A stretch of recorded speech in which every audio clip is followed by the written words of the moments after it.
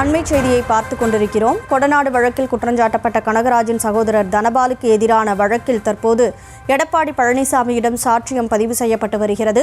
முழு விவரங்களை வழங்குவதற்காக செய்தியாளர் பாரி கார்த்திக் இணைஞ்சிருக்கிறீங்க. கூடுதல் விவரங்களை பதிவு பண்ணுங்க.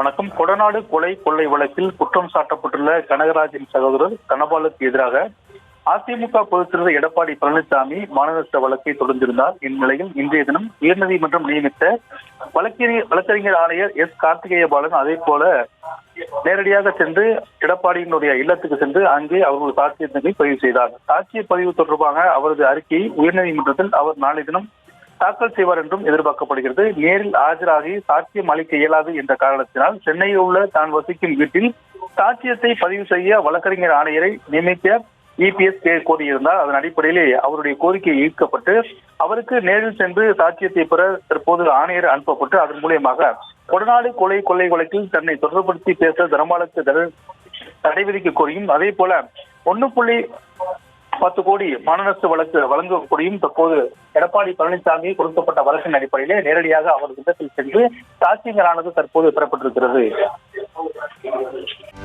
செய்திகளை உடனுக்குடனும் துல்லியமாகவும் தெரிந்து கொள்ள சப்ஸ்கிரைப் பண்ணுங்க.